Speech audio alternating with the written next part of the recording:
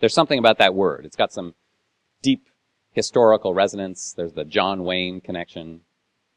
But as a psychological category, it's actually a pretty new invention. And it's the invention of this one researcher at Penn, a woman named Angela Duckworth. Angela is a big character in my book. Her research is fascinating to me. But one of the things that's interesting to me about her own path through this research is that she actually started off not being a grit expert. She started off being an expert on self-control. One of her first studies when she became a graduate student was this deceptively simple study that really changed a lot of people's ideas about education.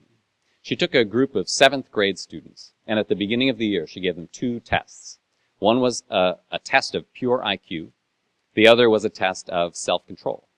And then she looked at their GPA at the end of the year, and it turned out that their self-control scores were a better indicator, a better predictor of their GPA than their IQ scores.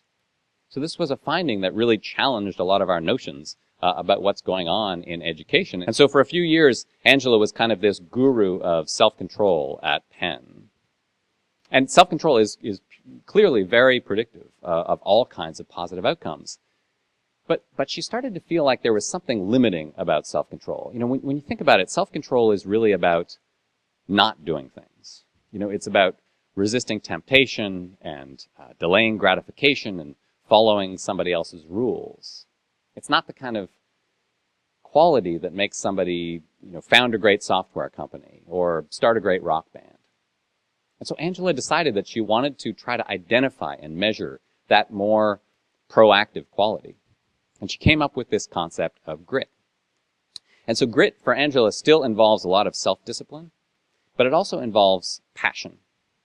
The way that she puts it, the way she defines it, is that it's perseverance in pursuit of a passion. So a child who has grit is a child who has some dream or goal and doesn't let anything get in the way of that dream or goal. No obstacles, no distractions. But she's found 2 interesting things about these 12 questions. First of all, people are actually pretty honest when they answer this test. They'll actually tell you how gritty they are. The other thing is that it's highly predictive of a whole lot of positive outcomes. She gave it to freshmen at Penn, and it predicted how well they would do in their freshman year. She gave it to students in the National Spelling Bee, and it predicted how many rounds they would last. Most remarkably, she gave it to cadets at West Point when they were entering this grueling summer program called the Beast Barracks. And it predicted how well, whether or not they would survive the Beast Barracks even better than the Army's official candidate score.